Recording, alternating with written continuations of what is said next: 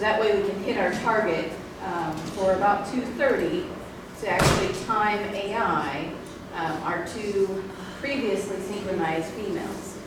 We want to be very specific in our timing with those girls because of the way we have set them up in their cyclicity with ovulation to be expected here within the hour. So we'll hopefully see our success there if they actually are truly in heat. But if you all are ready to head out, I think we'll step out to the arena. We already have a Jersey girl who is our hopefully still pregnant cow out to confirm, and we'll go from there. We'll figure it out. Did you want to help? You're good. Very good.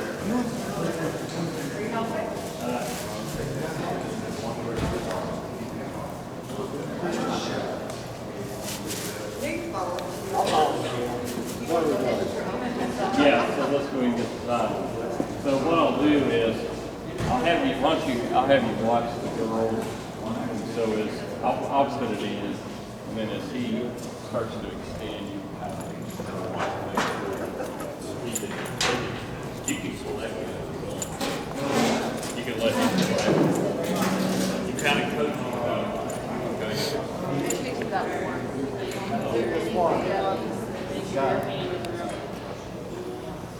All right.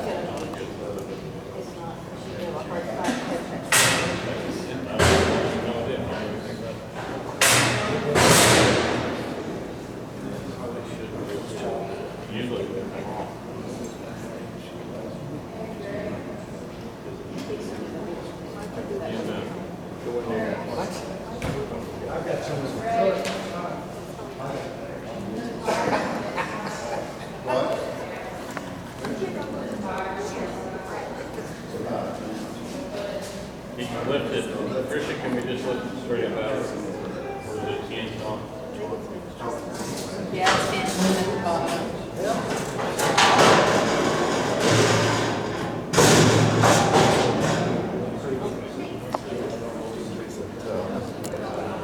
You're doing good. Okay. You help him, you show. So again, the first thing we want to do is do what, I'd say a tertiary physical exam. And what we've kind of been doing is picking the hair up a little bit so we can actually see his prepubes. I'm going to trust that Greg has. I'm going to trust that Greg has kind of looked at his eyes, make sure there's no pink eye scars or any kind of blindness.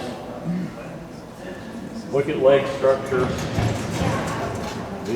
Rear legs really are the most important because that's what he's going to thrust with. When he gets the cow's back, he's going to thrust with that. So we want to make sure there's no swelling. Obviously the cycles are going to be a little hard to tell, but so what I'll do first is I'm just going to go in his rectum. Okay, wait till he does all this stuff first. Let him get in there. Yeah. So I just go in his rectum. A couple of things I'm going to do, and I'm going to have Greg, if you'll slide that bar in. I don't leave the bar in too often. Pull it up. Just slide it in. You want to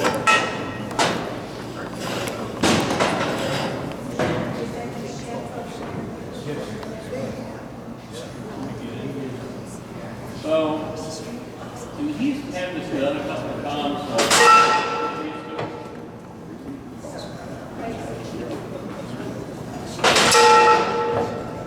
Very two knee squeezing. This look here, the squeeze right here. Pull that down.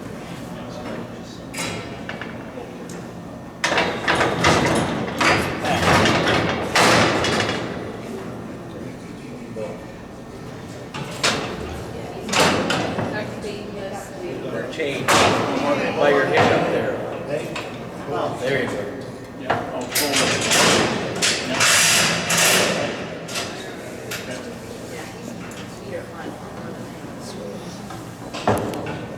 taking my time going in.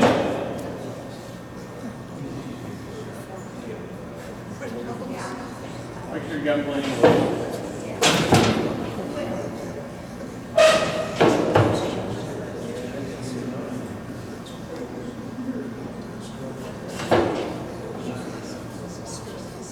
Going in parts of usually.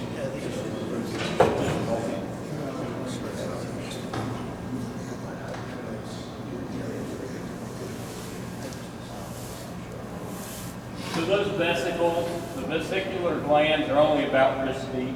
I can already feel them. Now, if you watch him down below, he might, if I massage this a little bit, you might actually see a little bit of dripping.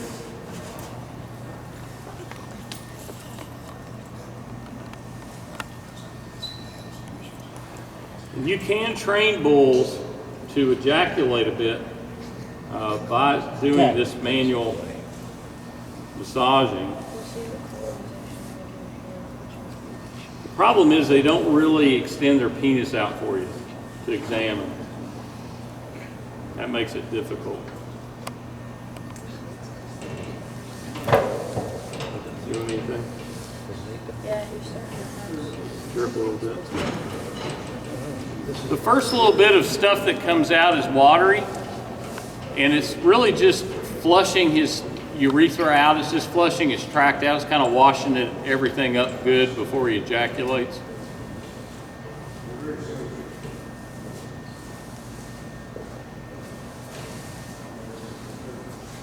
Everything checks out pretty well there. Okay.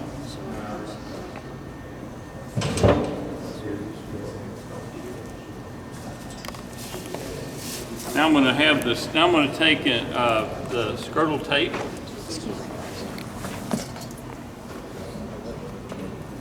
And we'll measure his scrotal circumference. Then you can take his tail. Great.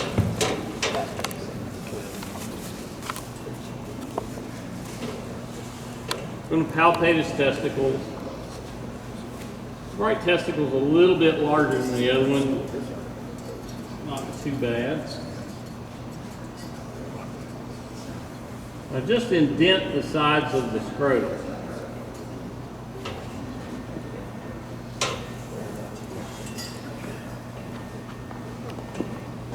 I don't have my glasses on. Make some good oysters.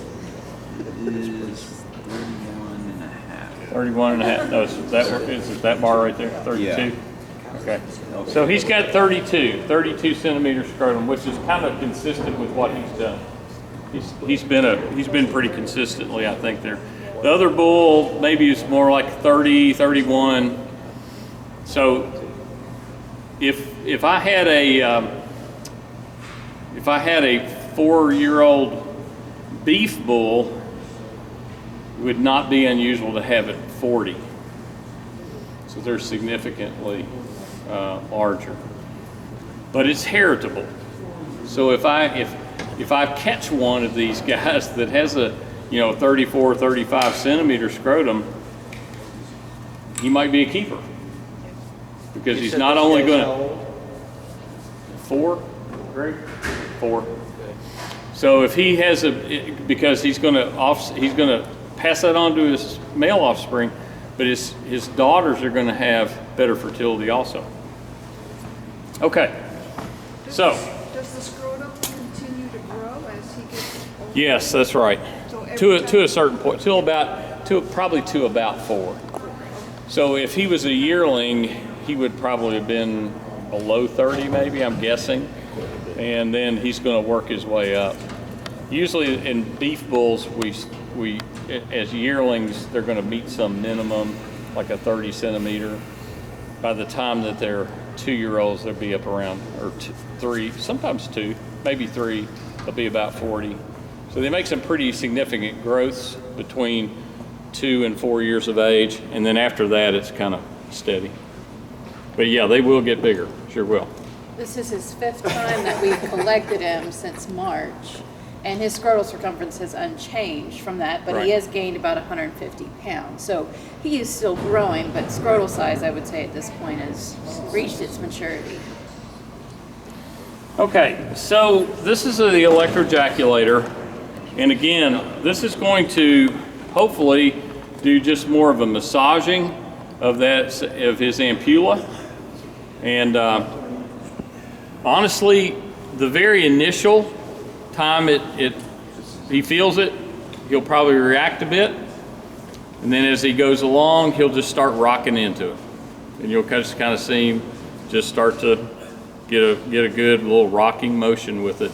And when he starts doing that, that's when he's going to generally ejaculate for us pretty well. Okay? So we'll kind of, the girls, and your name is? Nate. Nate. So the girls and Nate will kind of be watching for that. They'll let me know. And hang on just a second. I gotta get some more. I gotta get another cord in there.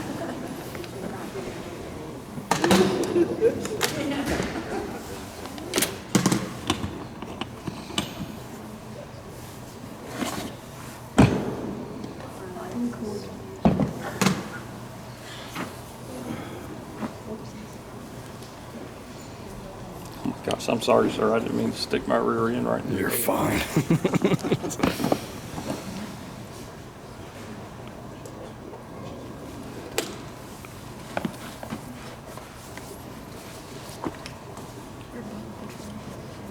Okay. You need another pair of gloves. You just hang on to that. So we want to make sure and get it well lubed for him. We don't want this to be any worse. Aware? Yeah. Okay.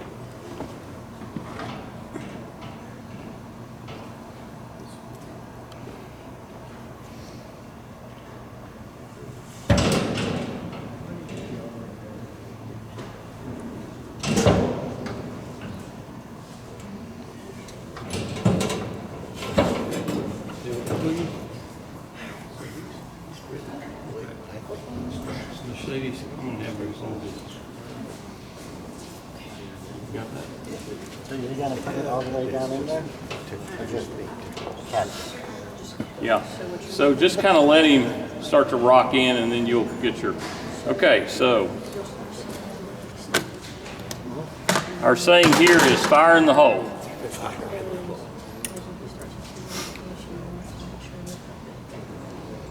Gotcha. He could potentially not extend his penis though, just like for dripping. Now, do you see him start to contract a little bit? Okay. So the first thing we want to do is get him to extend his penis out.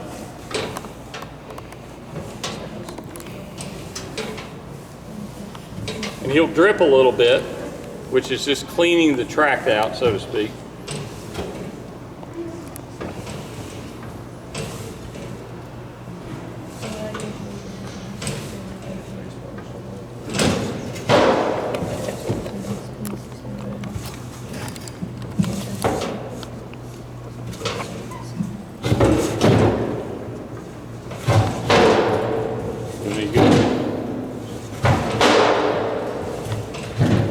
Get anything out, Shelby?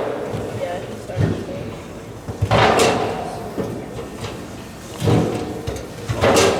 Kind of see first. See what you got. I'm going to go ahead and turn it off. Now, what you want to do is just leave it there. So always leave the cup there a little while because he may release some.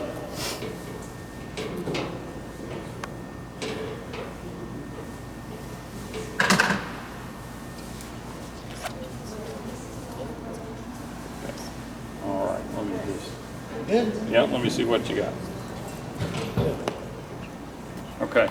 So this is, if I was doing this, I don't want to push him too hard today. That's volume-wise is an okay sample, but it's not very good because it's too watery. Okay, it's just too watery of a sample. There probably are sperm cells in there. Is it enough for Dr. Patricia to freeze? I don't know. I probably wouldn't go that far. It's a little watery. I would certainly, if we were going to freeze this today, I would do it again. I would just collect him. I would keep it in there, just keep everything the way it is, and collect him again. Do you want me to try to do that, or I didn't want to put him through any more than necessary. But that's pretty watery. Because I kind of hope to see take him in and show him a little motility. I think I'll try to collect him. I'll try to collect a little bit more. Yeah. Okay, let's try it again. Now this time, you need to be kind of ready because he may go a little quicker, okay? Are you ready? You see okay or not? You need you need Mercedes to help you? Oh, you got a bar, yeah. Yeah, Nate will help you. I'll help you. Yeah. Keep your head out of the way. Okay, here we go.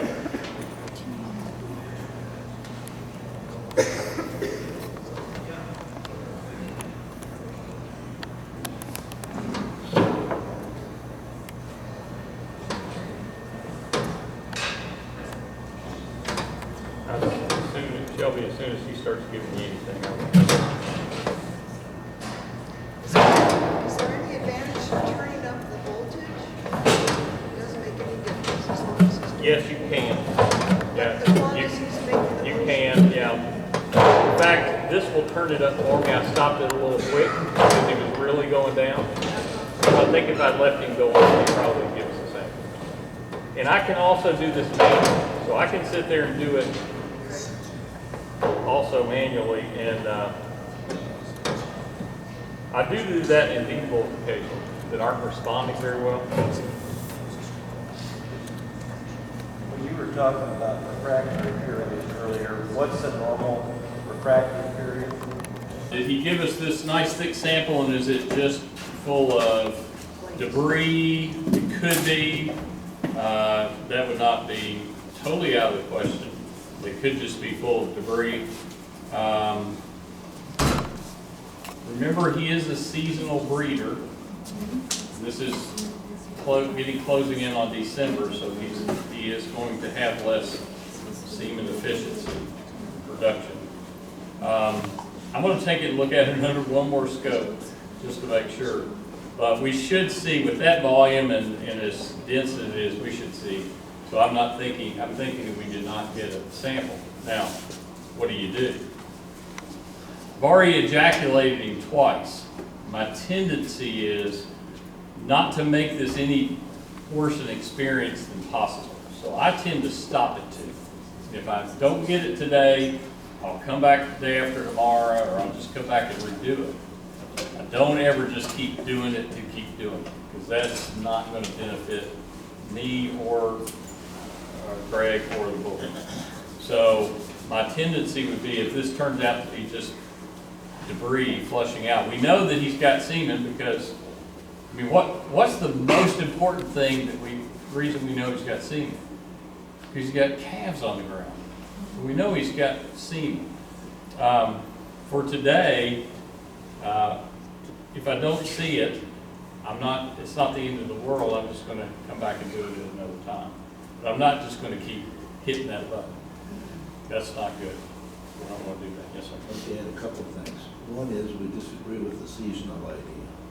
Okay, good. We don't believe they're seasonal at all. We keep our bulls in all year round. Okay. They're functional all year round. We've been Okay. calving right now, like a couple of days ago, so. Yeah, okay. Come 3 Okay. more months ahead, and Okay. there's your breeding and the. So winter. so I just got the seasonality from this Yes. The China, paper. yeah, Yeah, yeah. okay. So the seasonality is not. Another side note is don't believe anything you see from the Chinese. Well, yeah, I kind of, one of the papers that I referred to up there was, they had collected, and again, collection is, if you can train, and again, I'm not really sure, I have not wrapped my mind around how to train the bull to do this, but if you did, it is going to give you a much better sample than what I can get with that ejaculate, always. But, The second concept is, there's been a rumor, and I don't know if it's true, that once you ejaculate a yak bull, he'll never give you semen again. well, that's, I don't know if that's we've true. not found that to be true, because we've done him twice, and this is the 3rd time, and this is the first time we haven't got some. It's, Did you get it all We the did other? it, because you got 80% the second time. yeah, March, May, August, October, and now November. We've got semen. Yeah. All of these are hot ones still. So how many straws, if that was good, semen, how many straws would that produce? So that's gonna depend on concentration. Okay. And we'll get into that later this afternoon. It's not the volume. Right. It's how many cc's, how many sperm cells per cc that are in there. So you could have that much, but if it's highly concentrated, you're gonna get a bunch of straws. Right. This is all dilute. If there's not very many sperm cells in there, which is kind of what I'm thinking, you're not gonna get many. So the volume, you can't go by the volume. Okay. You have to go by the concentration. So could it be, so when yak goes big, they go around and sniff, right? And they don't smell right, they're not gonna breed them. You know, You mean like you know, when the cow's ready, he knows when Yeah. the cow's ready. Yeah. Yeah, so that goes back to the pheromonal thing. Yeah. If you have, if there are livestock species that are very pheromonal driven, and they absolutely, their semen quality will absolutely be better with like stallions. If they got a mare and heat, no doubt. Because I mean, I'll watch my bull, he'll go around and he'll sniff yeah. for days. Yeah. So if they're visual, maybe you gotta show them a video first or something. Yak porno. Yeah, exactly. Yak porn. I don't know enough about their Yeah, so it's. pheromonal thing. They may be more pheromonal than the other cattle that I deal with. Most cattle I deal with are not that pheromonal. You guys are very, very picky. Yeah, they Very are. picky. Yeah. Well, and that's why the AI hasn't been real successful. Yeah. All of our studies. That's one of the reasons. Yeah. Well, I'm glad you told me about the seasonality because I was very surprised at that. I was very surprised at that because typically cattle are not. Just real quickly, ultrasound is a nice tool. It emits sound waves, and when the sound waves come out of the end of the transducer, whatever it hits against, depending on its density, is what you see on the screen. So, things inside the body that are of high density, bone, connective tissue, they're going to look very bright on the screen. The sound waves hit against them and they reflect mostly back up at the throat. So they're going to be, so a fetus inside of a nice ball of amniotic fluid is going to look very bright. Things of low density, like amniotic fluid or urine in a bladder, those are low density things. The sound waves go through those and they look very dark on the screen. So repro is kind of fun because everything's really black or really white. And it gives you a good contrast. You should be able to see things. Where things are, where things get a little off, or when you go up to the chest and the abdominal cavity, things and everything's kind of a shade of gray. So this is a ultrasound. Maybe I'll get Nate to help me here. Let's go. He's a good helper. And this is, I've been using this. So I've also done quite a few preg checks over the years, and your shoulders get bad, and your neck gets bad. So this is called an extension arm, and actually the transducer will fit down in there, and I'll go in and erect them that way. So in large animals, you have to do this rectally because you have to be within some fairly close proximity to the uterus to see small ruminants, sheep and goats. We can do that transabdominally. Dogs, cats, we can do transabdominally. People, we can do transabdominally. But when we're talking about larger animals and they're way over in there, we're going to do better to put it in the rectum and then be pointing it down. So I'll let you hang on to that too. How often would you preg check a cow once you've determined they're pregnant? Well, Get in the way, just tell me. it's somewhat of when it's convenient to get them up. Most beef cattle producers will do it in the fall when they're weaned. So if they're bred in May or June, when you get the calves up to wean in October, November, going to do it then. So right now is kind of a busy time for us to preg check. We also, because we have a purebred red Angus herd, we also do early preg checks. So we will, and we do artificial insemination. So we do some of the preg checking about 35 days. We actually do it pretty early. And then we'll reevaluate around 120 days. She was actually one, this is Jersey Girl. She was actually one we had planned to synchronize for heat. And when we had checked her last week, because we always want to preg check before we get them set up, because if we don't, and if they are pregnant, we're going to cause her to abort that fetus. So she was one that we weren't expecting to be pregnant, but when we did preg check her, we found her to be already carrying. So the 3 that we're going to set up here, once we check her via ultrasound, we'll also ultrasound them just to make sure. Again, we don't want to disturb a pregnancy that's already intact by trying to get them to set up to breed. Is this pregnancy from a natural service? Yes.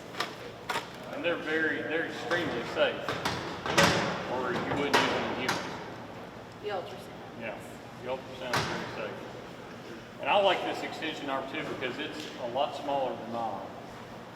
She's not going to be as, it's not going to affect her as badly. Okay, yep. So if you guys want to come up here a little closer where you can see the screen, well, this screen will, they has to kind of let me see it because I don't need to know where I need to go. But we'll get a little closer. Yeah, that'd be great.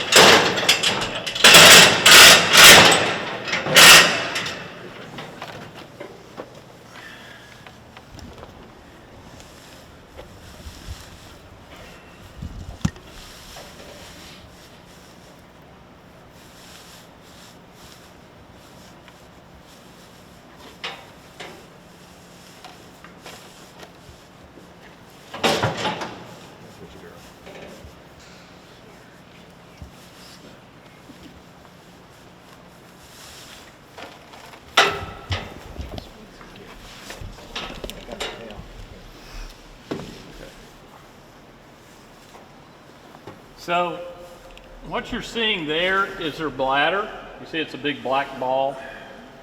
Now I know that her uterus is right in front of her bladder. So hopefully when I get past her bladder area, I'll find her pregnancy.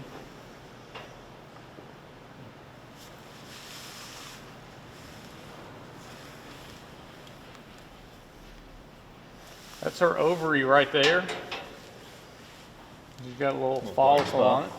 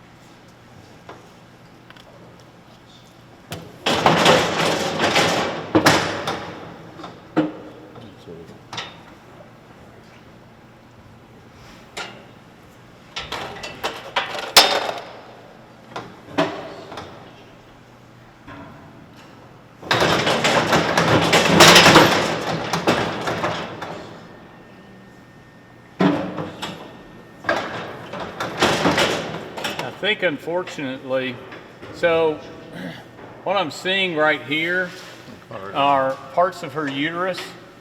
See how they're a little different shade of gray? Yeah. And they're kind of concentric. So we're looking at, so when you look at a uterus, when you look at something with an ultrasound, it's a cross-sectional view. It's like taking a piece of, it's like taking a loaf of French bread. It's kind of like taking a loaf of French bread and cutting it on cross-section.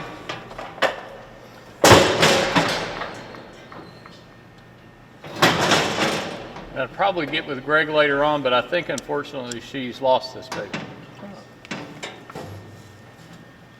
Because I see her uterus there. I got a pretty good look at her uterus there a minute ago, and she should have had, it should have been a big black ball like this, and it was not.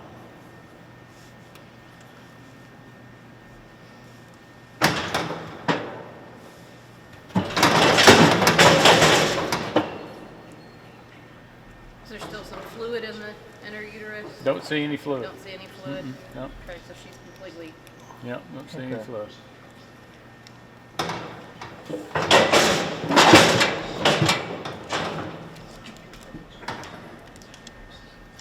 And she's got a, see that's her whole, see those little circles, the little gray circles? That's the cross section of her uterus. Now let's look at that, let's look through there really closely, make sure.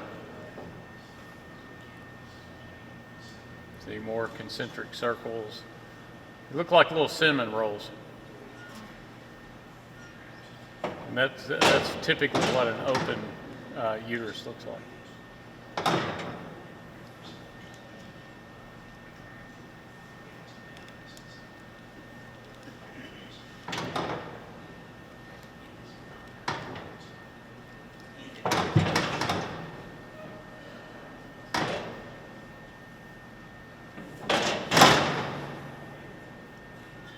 Yeah, I don't see anything, Patricia.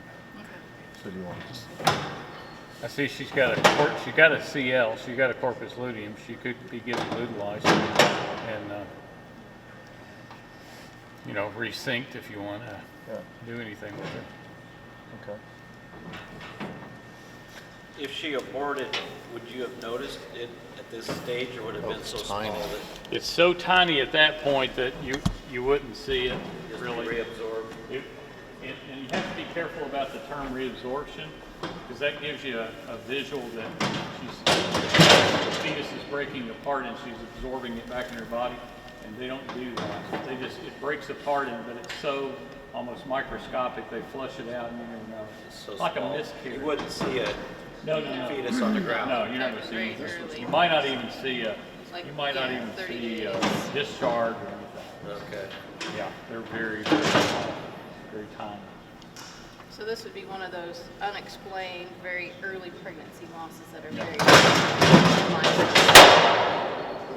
they're very typical in livestock, and it's you know, if you would have happened to catch her as early, you would have probably not even known she was pregnant. Yeah. Because she wouldn't have given you All any kinds of other different reasons indication. for early embryonic loss. There are infectious processes that can cause it. There's heat stress. They did some really good studies in dairy cows down in Florida, and they put sprinkler systems in. And the ones that had sprinkler systems kept their babies 20% better than the cows that got overheated.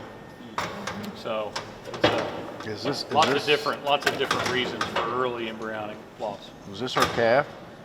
No, Oh. the calf we have running around is a bottle calf that's about 8 years old that we've been caring for here at the university with a I part of thought the she would, funds. if it was her calf, she bred back off early then. That would be Otherwise- pretty bad. Is it? Okay. And they do take slowly to breed back. Do they? They're slower than cattle that typically involute and be ready to, you know, we're having cattle breed back here 30 days, 35 days postpartum. And they take quite a bit longer. That's probably nutritionally related too. 60 days or more than that. I think what I read was closer to 80, 90. Yeah. What's that? To breed back? Breed back. I thought back.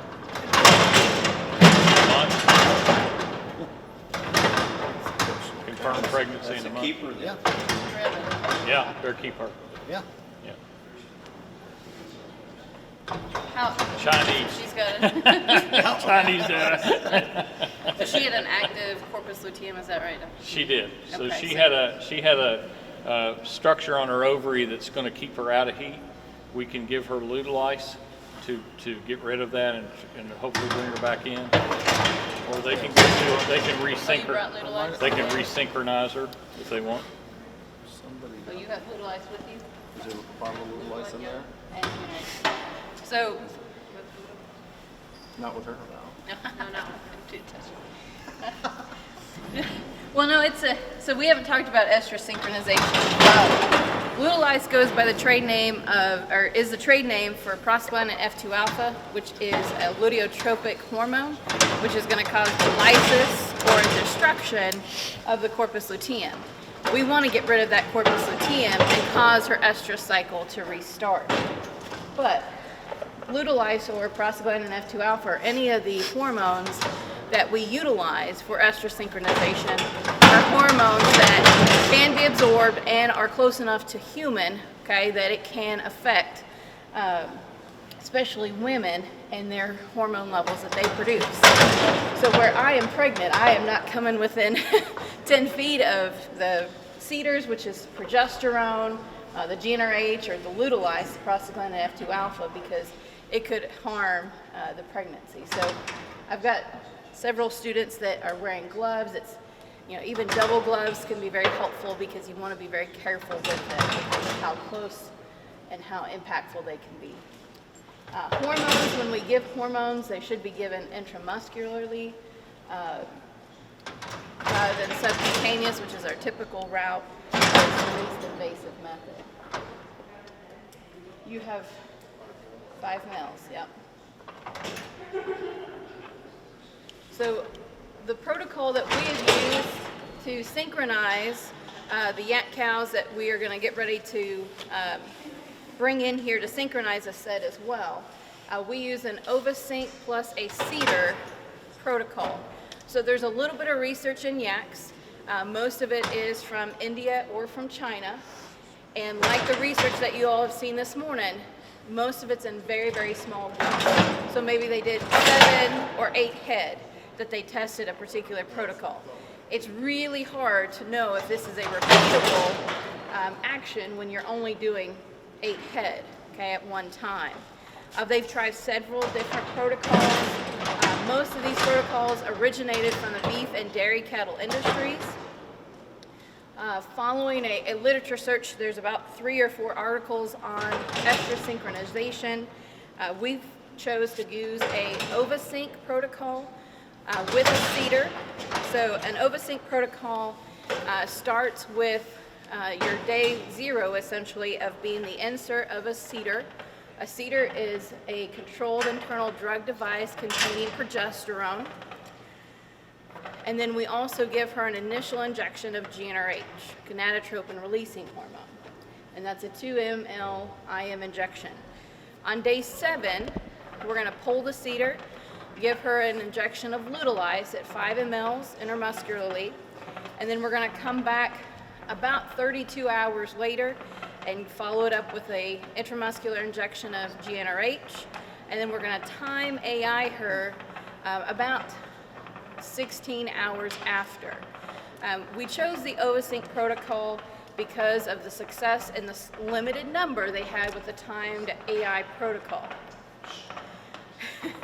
Just as I'm done with you all. So yaks, at least from the limited experience I've had working with Greg, is they don't really show very outward signs of being receptive or being in heat. And so in our beef herd, we can easily identify behavioral cues, okay, that tell us that they are receptive. But it's a little bit harder to tell from the yaks that they are actually truly in heat. And so most of the research that has been done on a timed AI basis, trying to time the insemination as close to ovulation as we can. We know ovulation in most of our species occurs at the end of their receptivity period, their heat period. when the bull is actually going to breed them. And so by trying to time it towards the end of that receptivity phase, we're trying to hit closest to ovulation. So we are most likely to have fertilization actually be completed. Is she ready for her utilize? She's, I'm anxious. Does that protocol differ at all? Can you hold this for just a second? I'm just gonna grab that trap out. So we have done a number of different protocols. We have used the OvaSync protocol here previously with beef cattle. We actually tried a new one this past spring called the 7-in-7 protocol that was just published in 2020, where it's a little bit different setup. It's not been studied in yaks, so it's a potential we could look at that. It's better with mature animals, the particular 7-in-7. But we want to know, first off, if we have any success. So that's what today is all about. When we actually, after we set up a few others, we'll bring in 2 that we had set up previously to see if they are actually truly in heat. Dr. Prater will be able to look at some tone, be able to, even by feel, tell if they are actually in heat or not. So this was our first attempt to actually put any through this protocol to know if it's actually going to work. So we're crossing our fingers that they have behaved. But I will tell you, they have, in some of these protocols, they have struggled a little bit with getting them to be receptive. And there's actually a pre-protocol we could put in place if we weren't very successful, just to prime their estrous cycle a bit more. So we're going to see how this one goes. This is a very, cross our fingers, toes. This is very experimental, okay, trial and error at this point, because to my knowledge, they've not published anything in the US with estrous synchronization in yaks, not that I've found. So we're going based on what we've been able to read and what we can interpret from there. You good, Shelby? Yeah. Okay. I don't know if I'm You're gonna get a horn that way.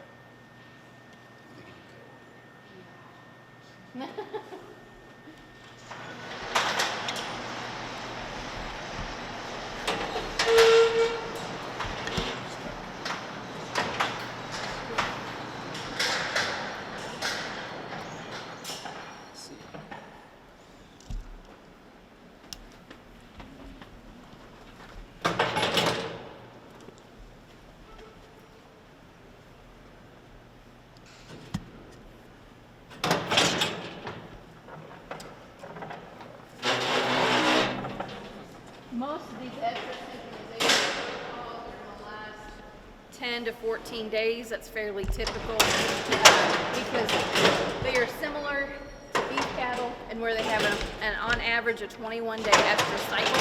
Now granted, that's average. I like to tell my students they don't read the textbook, so they may not hit 21 days. They may go 23.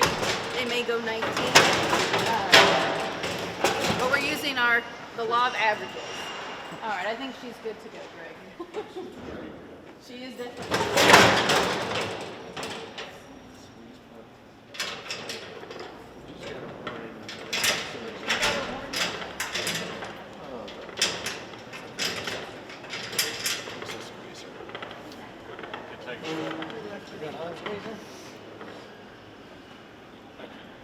Okay, so, Well, no, she's not ready for it. Okay, that's- This has to let it that's okay, so course. we're We gonna gotta wait get and rid then of do the it. seal. Okay, Yeah, yeah. we gotta get rid of Good. the seal. So she's done. She's done, yep. All right, good. She's happy too. The corpus luteum that she has is producing progesterone, so we need to get rid of it first to allow her cycle time to restart before we want to reset her up.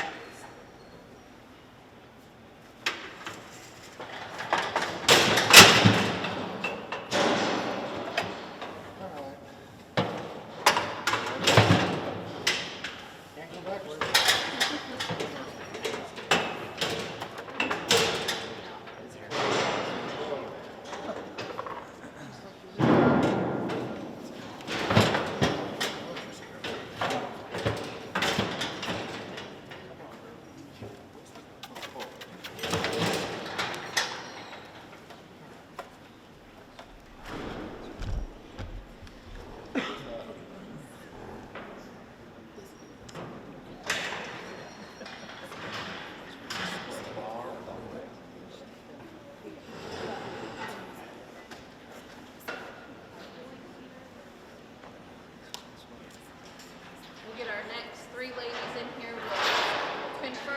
open before we get their initial injection of GnRH, and then also their cedar. If you've never placed a cedar, you're more than welcome to put one in. Hopefully we'll have 3 to put in. If you're female, you will need to put some gloves on with the cedar. Yep. Because it is absorbable through the skin. And that wonderful thing that occurs every 28 days, you'll have 2 of those. 28 days.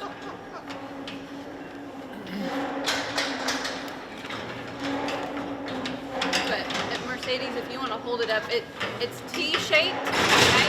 Because if you look at the uterine shape of the yak, it very much has that kind of uterine body with the horn, the T shape. To apply it, we actually fold the T down, other way. And it gets put into an applicator.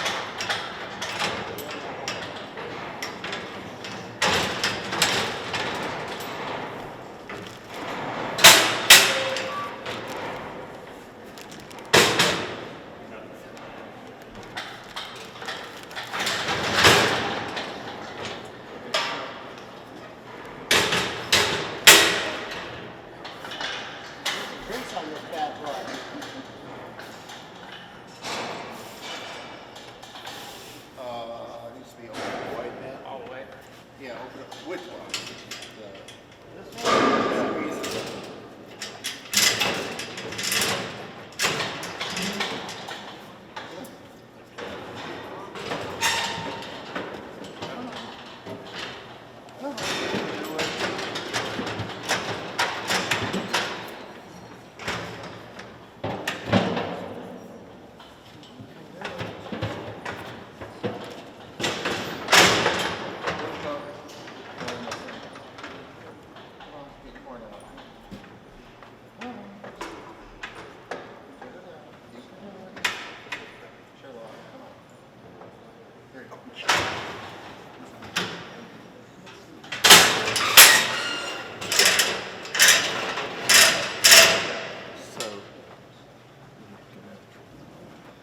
Well, you might grab the lube.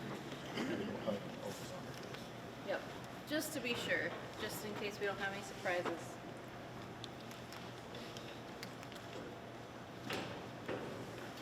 Right. The most common reason for cows not to be in heat is pregnancy.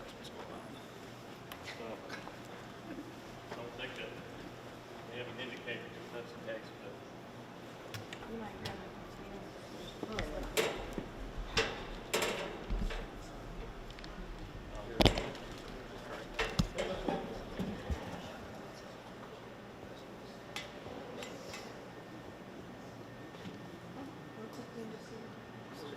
bladder.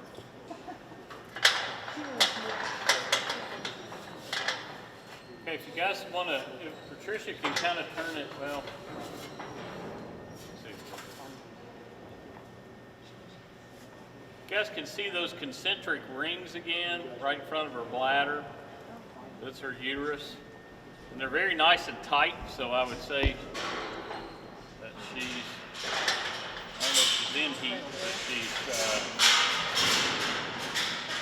got nice tone. Right here. Yep. Like little cinnamon rolls. Mm-hmm. Right on the edge of that string. Yeah.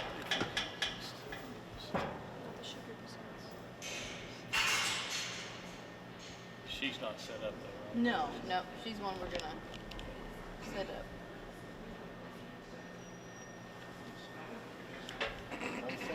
Mm-hmm. Yes, but not. That's a cross section of the uterus.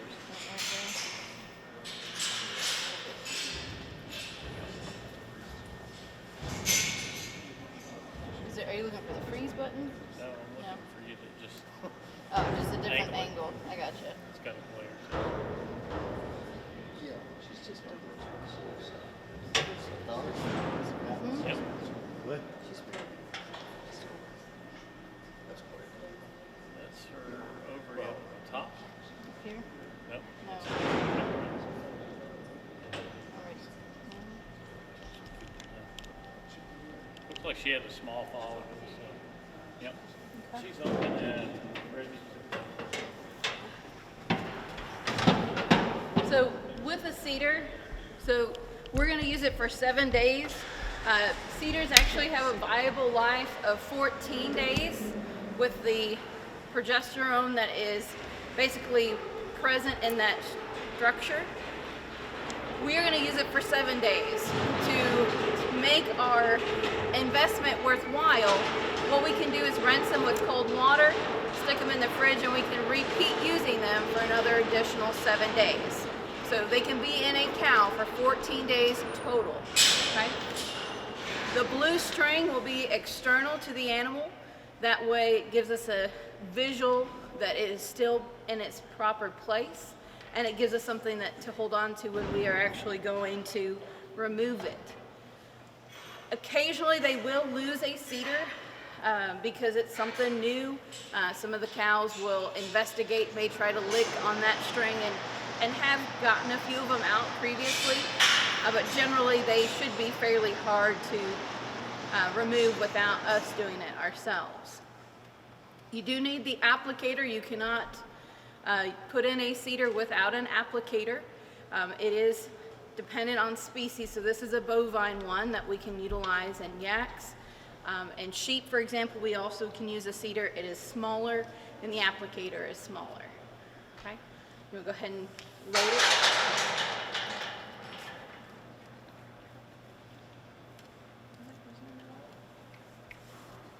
Yes, go. Nope. Oh, I thought you were doing it that way. So yeah, you got to fold the T inward because otherwise we won't be able to put it in vaginally. So we've been doing a lot of things rectally, right? Because we don't want to irritate, okay? Just so we can get a view. So this time we're actually going to put it in vaginally. We want that cord to be angled down, okay? We do want to lubricate, okay? And anything that we put in her, we want to make sure we're providing adequate lubrication. We want to clean the applicator between use, so that way we're not passing anything from one cow to the next.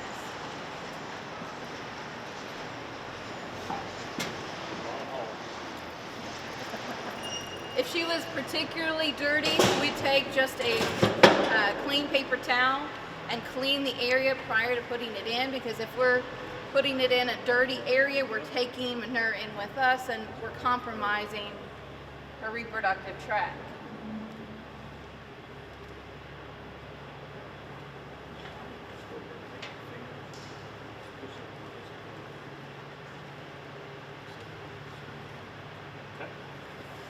So Mercedes applied it, she put it in place, and then she basically depressed the edge there to suppress it, and it causes the T that she folded down to pop open, and it'll stay in place in the uterine body and horns. Now spring loaded. So Yep. one part of the T's going in each horn then, Yep. is that? Yep, No, not this is still her vagina. Okay. Before her cervix. yep, we haven't bypassed it. It's just, it's spring loaded just So so it's it just kinda stays. Yeah. Yeah. Holding itself on the Yeah, walls. that's right. So they can lose it if they, probably the worst species I have for losing them are sheep and goats, particularly goats, because they're curious. And they'll see that little blue thing hanging out the back and they'll go over and Pull it grab out. Yeah. Especially if you have a younger female that you're not sure she has cycled previously. Have you given her GnRH? No. Okay, we gotta get GnRH. Ready for it? No, we got GnRH. Okay, hang on. If you have a female that you're not sure has reached puberty on the younger side, but you want to go ahead and set her up and synchronize her, a cedar works very well on prepubertal females, because sometimes they just won't respond to the GnRH and lutealized protocol. So the cedar is always very helpful.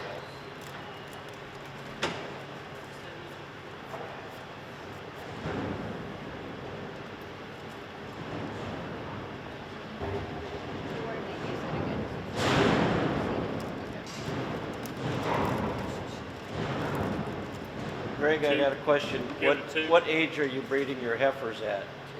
Give them First two. time, about 3 years. 3 years? You know, I want them at least 3 years or 500 pounds when they calve. Most of mine are bred close to 3 years.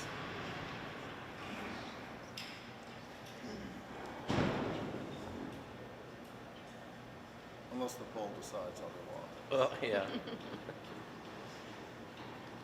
Is there anyone that would like to put in the cedar? I want to. You want to? Absolutely. Why not? Okay. So he gets tougher.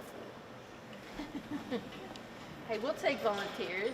So is it just the physicalness of that being in there, or is that treated No, with? it's treated. It's progesterone. Okay. It contains progesterone, which is going to be helpful in getting that cycle. Because basically, That's why you can't reuse it. well, we can reuse it once if we Once. use it for 7 days, but then after 14 days, it's done. The progesterone that's contained within it is done by that point, by that Can 14 you like days. pop cans, send them back, and they can? No, unfortunately It's not. a once No, and it's 14 days and it's done. 14 days and done. Absolutely. But it's So probably not that expensive Progesterone, either. progesterone kind of turns things off in her brain on the sexual side of things. Yep. Just turns things off so that she's quiet for the 7 days. Her ovaries are not doing much, uterus is not doing much. And all of a sudden you go in, you pull that thing out. It's like the switch. Okay. It's a progesterone. I Resetting always think the- of it as like progesterone is like a switch. It's an on off switch. You put it in, switches off, take it out, everything switches back on. And if you do a whole bunch of them together, then they should synchronously Gotcha. come back in. So What's the expense of this whole product for one? cedar's what, about $8, $9? Remember what, I don't know, you ordered Might be it, right? 10 now. Probably more 10, 12. 10, okay. Okay.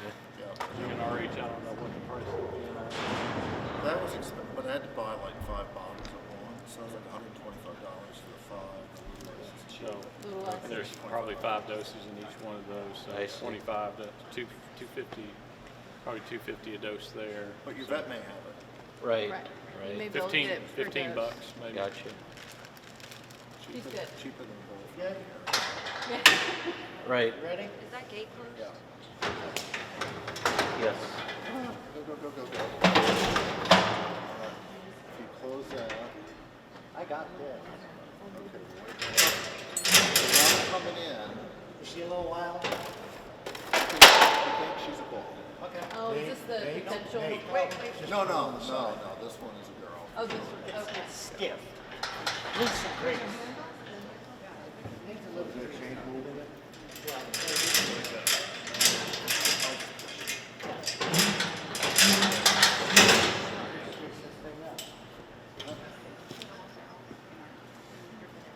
Needs some grease.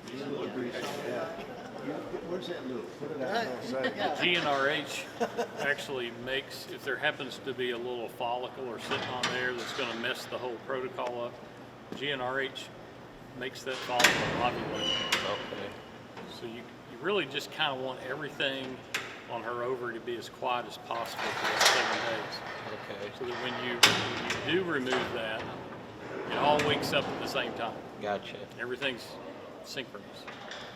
So if you're doing, Especially if you're doing fixed time, where Yeah.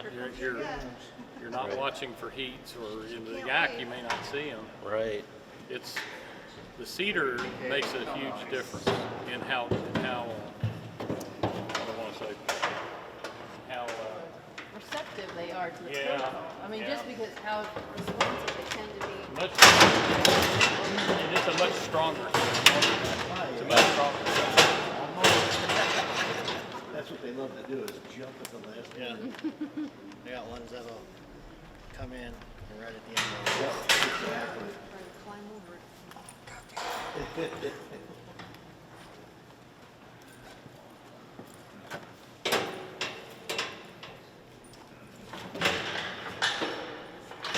So we're gonna do one more after this one, and the reason we're doing her is she's not at a calf yet.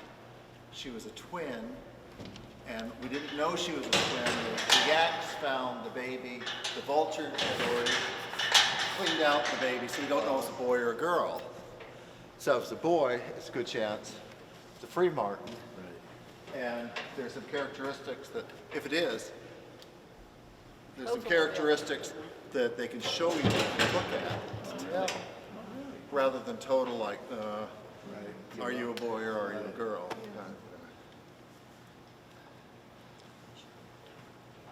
This one thinks she's a bull, but she's. Has she calved previously? Oh, yeah. Okay. She's big. This is tough. How many years old Where's is she this? from? Larry. That's why she's so big. How old is this cow? She is 6, I think, 6. Okay. Yes, tough. Let's get your stuff off. Everybody's Stuff on off. the doctor, is it? This is one you think is a free mark? No. Oh. Next one.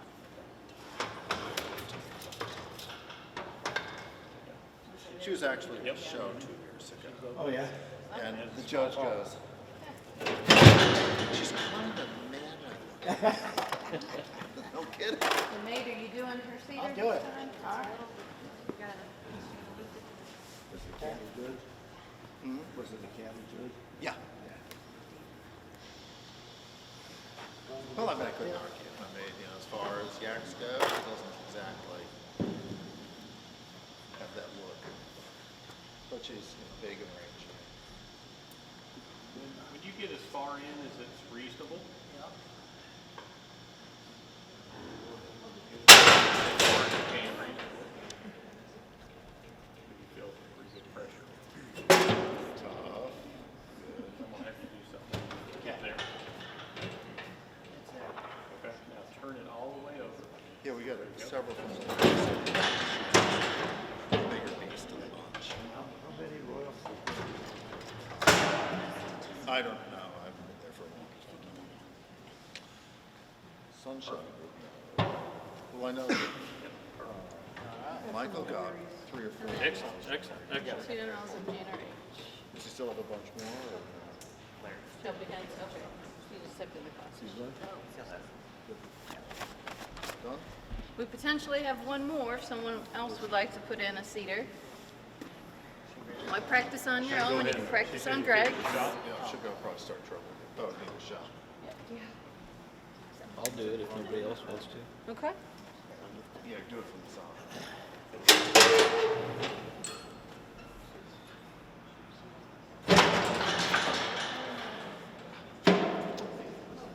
You know, it weighs 7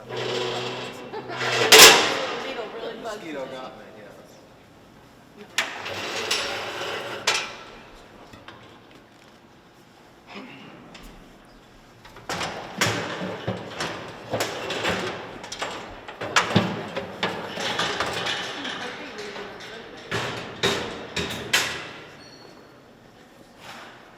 So Dr. Prater, do you want to tell them a little bit what you would look for on a free martin with a physical exam? Does everybody know what a free martin is? In cattle, it's a male twin born to a female, or a female twin born to a male. Cattle seem to be the primary species where this occurs, where there's a little sharing of blood supply in the placenta. So if you have 2 fetuses in the uterus, they have 2 separate placentas, but the blood supply is shared a little bit. We don't really see that in any other species to speak of. And really, most all fetuses start out female, they're kind of like a tube. And then if it's a Y chromosome, meaning it's a male, then they secrete a couple of different hormones that separate them out and make them have testicles and a penis. And then if they don't have those hormones, they just keep developing into a female. What happens in a free martin is the female twin gets a little bit of that male hormone, and it arrests the development of her reproductive tract. And it can kind of be all over the place. Sometimes I've had them they'll have a uterus and no ovaries, or ovaries and no uterus, or the cervix will be missing, or it's just kind of all over the place. But obviously about 95% of them are infertile. If I ever see a free martin, if she's a beef cow, I'm eating her. Could she have an intact reproductive tract too and still be And sterile? she could still not function. Yeah. So there's a few outward characteristics on some of these. Like her vulva may be really, really small. You might even take a finger and you couldn't even get hardly in it. Her clitoris may be really enlarged. Like clitoris and penis are kind of the same organ. So it would be kind of enlarged. In beef cattle, the free martins can even look a little more like a steer. They have a little more masculinity to them. But I'm not sure how. Honestly, you all raise them. You might be able to tell.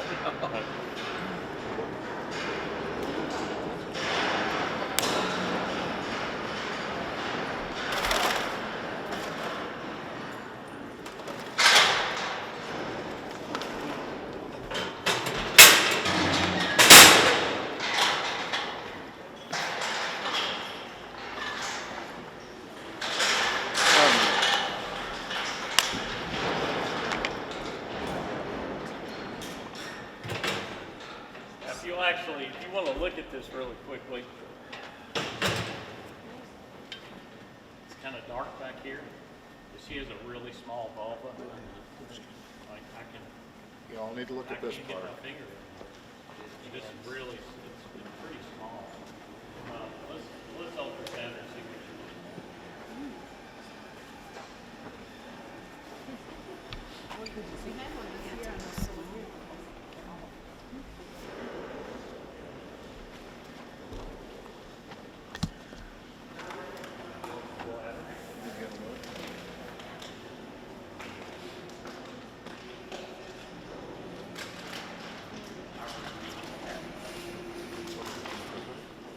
What's he doing?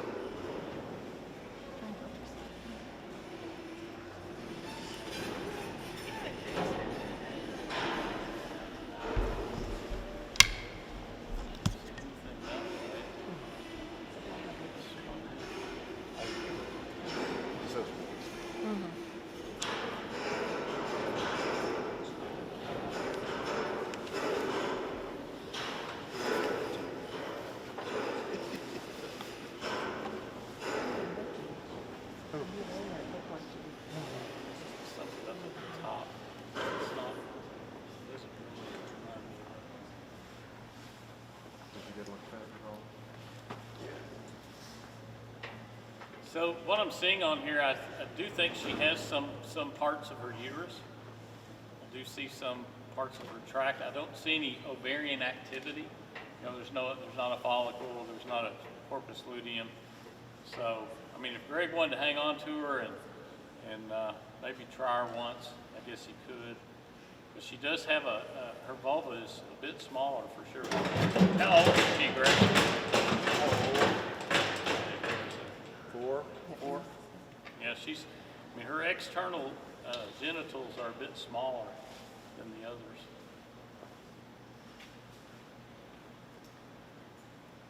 So would that make it hard to deliver a baby then? Well, it could until she gets it stretched out the first time.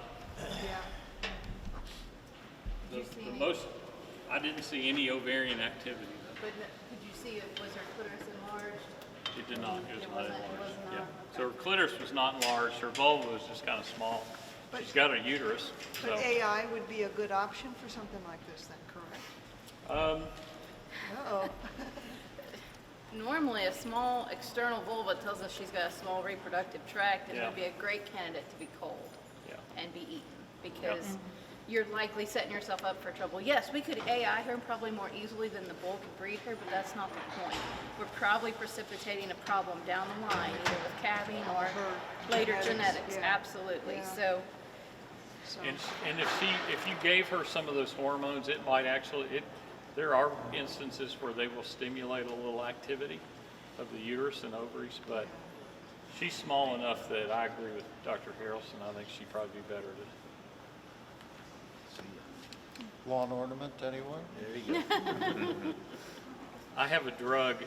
I hope y'all appreciate this. I have a drug called trailermycin.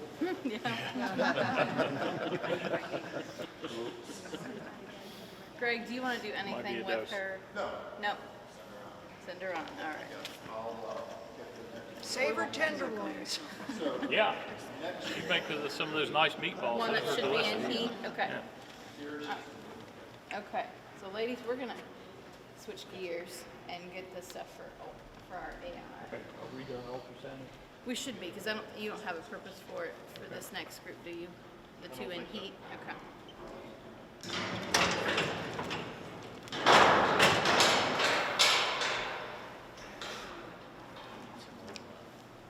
So why don't you all just take that step back and first time.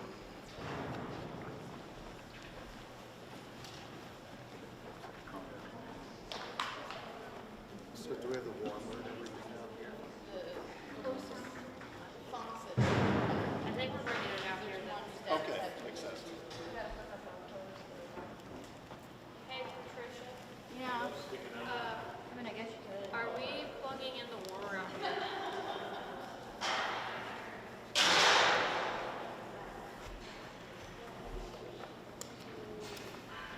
Gonna make it a little more.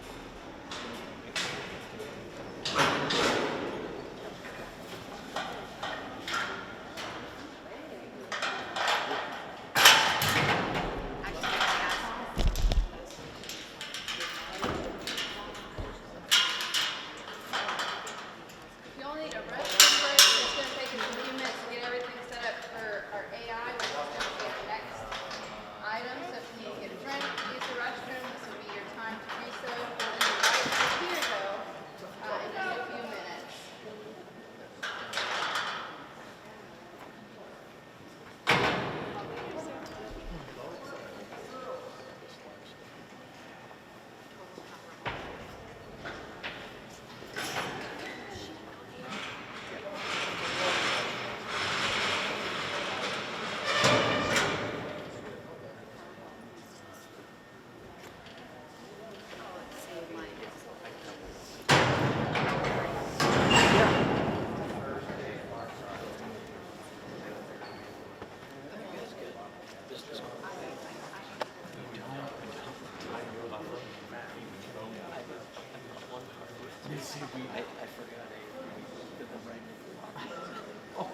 You got my number, maybe I can just get your number, and just put it in my phone or something.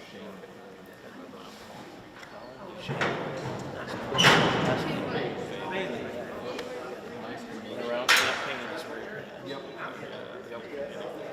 Almost went to school there. Grad school. I went to Maryville, Missouri, and then they offered me an assistantship there. So did Nebraska, and it was closer. It's like, well, if they're going to pay me, they're going to go to the closer. Oh, yeah. I don't blame you at all here. Oh, gosh. You guys go to school there? Yeah. Well, just got our bachelor's. Animal science or? I'm a prop guy. Is this a hobby for you, or is this another full-time? Yes. 60 heads a lot. Yeah. It's definitely turned into a full-time. Well, were you intending to do that when you started? Or? Yeah, we started off with.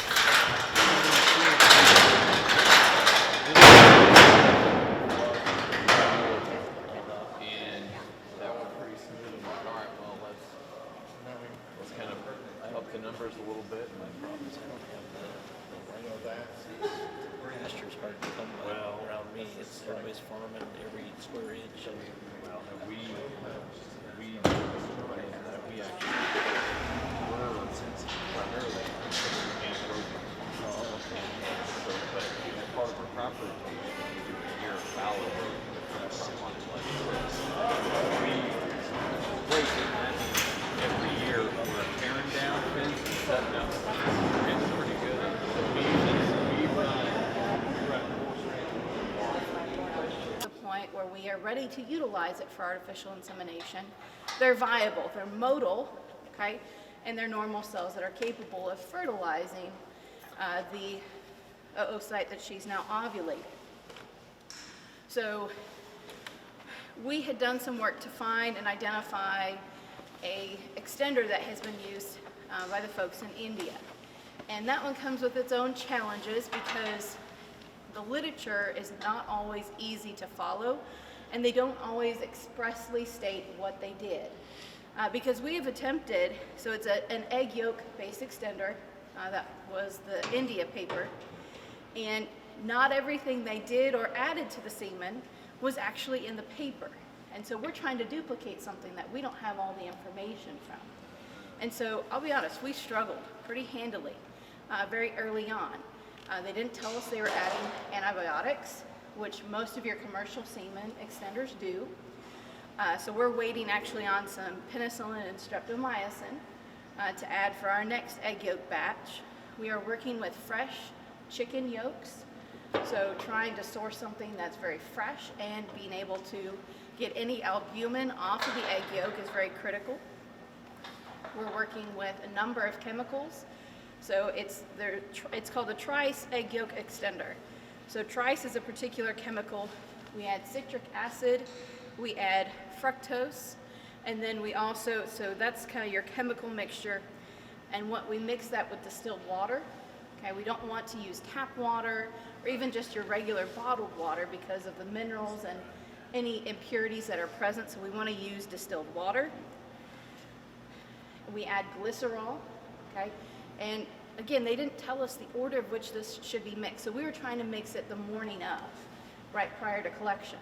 Well, after finally emailing back and forth through several folks, they were like, oh no, we mixed that the day before.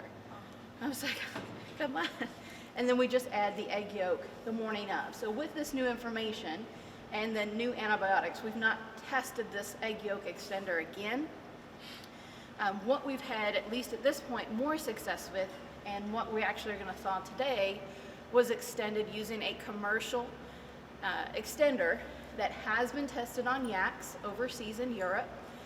It's from IMV Technologies, based out of France. I have communicated with them. They have anecdotal research, so they have done trial and error, but they didn't have any published papers for me to look at. It's called Optic Cell 2, and it has no animal proteins in it, but it does have a number of antibiotics. It has the energy, it has the buffers that is needed, and we've had some success. One of our biggest challenges here of late, because we've, Doctor who Dr. Prater collected this morning, this was his 5th time to be collected. The last 2 previous times prior to this morning, he has struggled a little bit, particularly the most recent in October. And when you start with a low quality sample, where it's lower motility, lower morphology, or normal cells, you're almost wasting your time to go ahead and extend it because the quality is just going to decline when you extend it, okay? You're gonna lose, 30 to 50% of your live cells in motility when you thaw it after the freezing process. So it's really important that you have a really great sample, meeting those benchmarks that we use for cattle. 70% normal, have at least a 30% motility. We want to see that much higher, okay?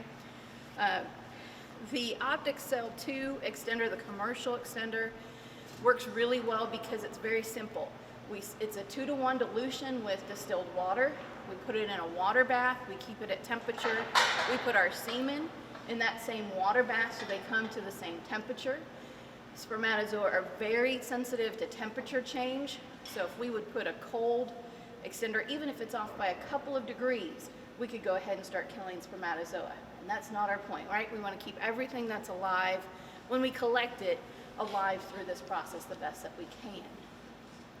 So they both go in a water bath until we are ready to dilute it on a 1-to-1 basis.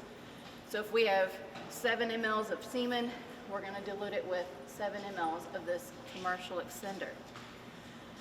Then, once we have that adequately mixed, we're not vigorously whipping it, okay? We're just gently swirling it. Again, spermatozoa are very delicate in nature, so we want to be very cognizant of that in our mixing procedure.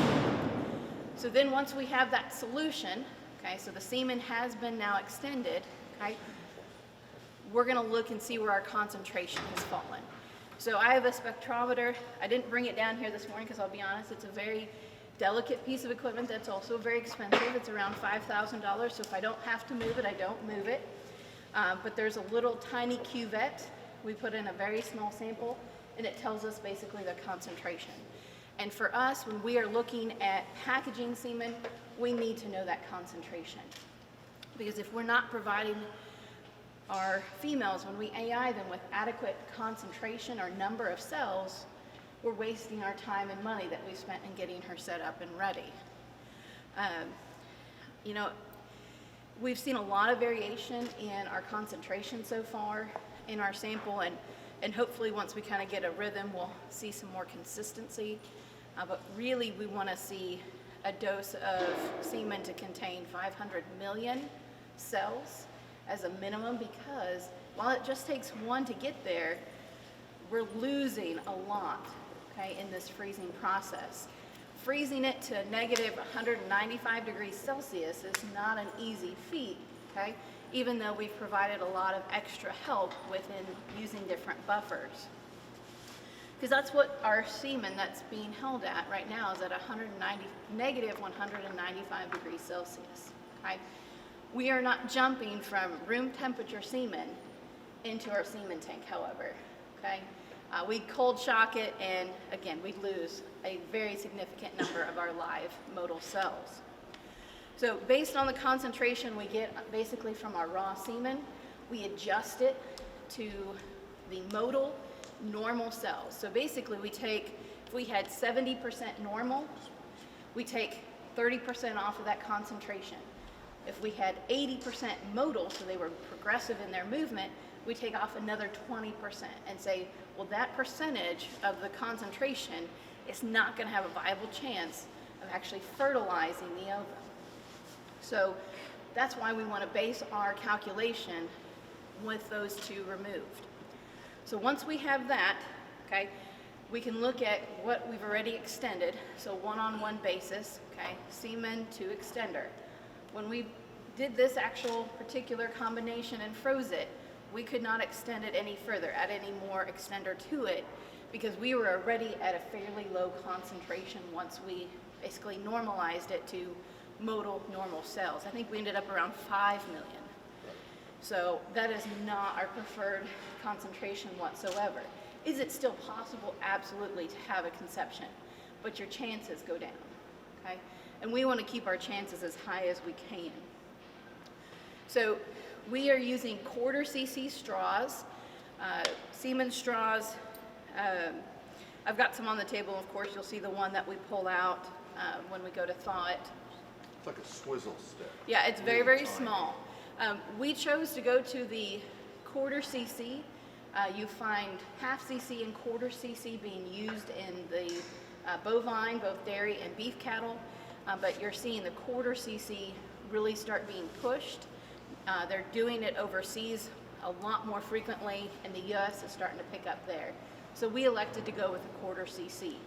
And so we based, like the AI gun that I have in my sweatshirt, I've got to keep it warm, okay? We don't want to cold shock our freshly thawed semen. It is specific to the 1/4 cc, okay? So you have to match what you're actually going to breed with what you've collected or what you're purchasing, okay? So filling the straws is, as Shelby can attest, it's a learning process. We do have a micro pipette, okay? If you've ever been in chemistry lab, you've probably seen one, has the top plunger. You actually put your pipette into the top opening of your semen straw and put the semen straw into your extended semen, and it draws it up. And then we have a sealing powder that we dab that end, that open end of that straw into, and takes about 10 seconds for it to seal.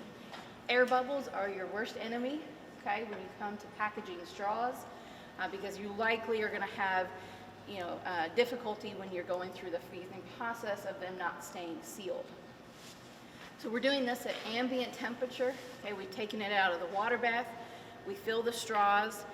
We have a rack that basically lines them out and keeps them separate from one another. We don't want a big bundle because they're not going to change temperature as quickly when they're all bundled together. So it's spread across a particular rack, and then we put that in our lab fridge. We have this all set up in a enclosed trailer, so it has stayed on the university farm here, but can be moved quite easily with some nailing down of things, if you will. And that stays in that cooler for 4 hours at 5 degrees Celsius. The egg yolk extender is very similar. We would package them at, again, room temperature, and then they would go into the cooler for at least that 4 hours. They are, I think it's 1 degree Celsius less at 4 degrees. But again, very similar. Okay, so 4 hours, so we can clean up the rest of our workbench and basically get everything prepared for the freezing process. Now, when we set this up, we realized very quickly that for what we were able to do financially, we could not buy a commercial semen filler and an automatic freezer, okay? Because those are tens of thousands of dollars. We're looking at $50,000 plus for an automatic, which for a big time select sires, ABS, that's a drop of water in the bucket. But for us, when we are trying to work on a relatively decent budget, we decided to, with some practicality and some logic, Greg mostly came up with a mechanism to where we've got a large styrofoam container that we can pour in liquid nitrogen so it holds it fairly well. It doesn't, there's some evaporation. And then we also have a stand that allows us to move these semen straws after they've gone through that 4 hours of cooling gradually through that liquid nitrogen vapor and change that temperature. So I wrote it down because it's an oddity. The commercial semen extender has a prescribed cooling process. So from that 4 degrees Celsius, we take 3 minutes and drop it down to -10 degrees Celsius. So we have a thermometer that we have actually attached to this rack that we can watch the temperature as we drop it and lower it closer to that liquid nitrogen vapor.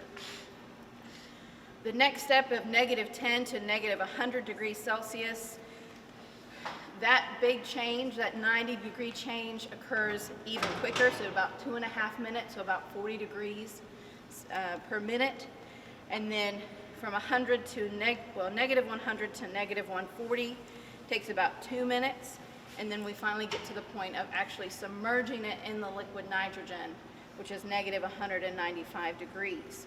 So that one is very set on what we utilize. In the egg yolk, we actually are going to expose that to liquid nitrogen vapor for 10 minutes prior to submerging it. It does not, unfortunately, list out precisely how we need to change. We're basically slowly lowering it into that liquid nitrogen vapor. So we have 2 semen tanks that we actually purchased for this project. One that actually holds our semen straws, and the other we use to hold the liquid nitrogen. So we can use it for the freezing process. Liquid nitrogen is very cold. It's not something you want to just handle with your bare hands. There's actually a set of blue cryo gloves on the table you can look at. They're very nice and do a great job of protecting your hands from the liquid nitrogen. For just the simple task of getting our semen straws out, we can use bare hands. My hands are nice and good and callous, so it's not a problem to get those out without those gloves, because this is a delicate process, removing them from the semen tank.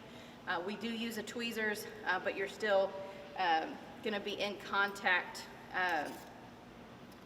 with this next piece, which I'll tell you what this is.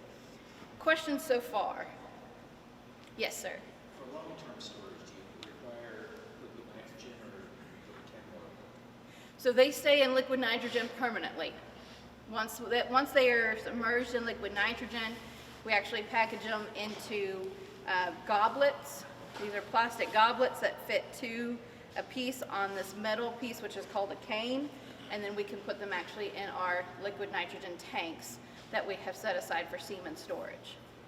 So, and then they should be able to stay indefinitely. We have thawed out a couple of straws and found viable cells, not at the percent modal as I would like to see, but again, we also started at a lower value than what was preferable because we wanted to try this process.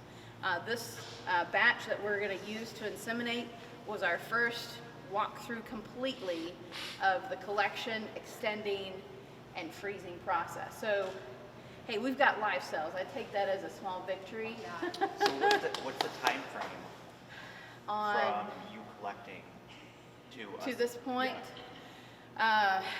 It's generally 6 to 8 hours because of the time it takes to get it extended, make sure it's adequate motility, morphology, mix it together. It has that 4-hour jump or block of time in the fridge where you just have to let it sit, and then it takes you probably about 10 minutes to go through the freezing process, and then you've got movement and so forth. So it's going to take you some time. Loading takes time too, loading the straws.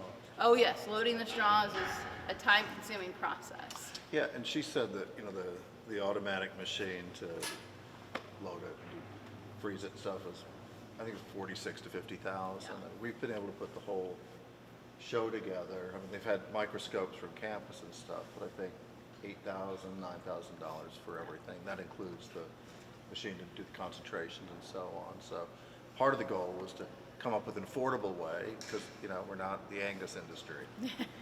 But, you know, if you're going to do 200 yaks a year or 100 yaks total, something that's doable and affordable. And it's mobile, And Dr. too. Prater said, back in the day, we did it by our hands. I remember him saying that.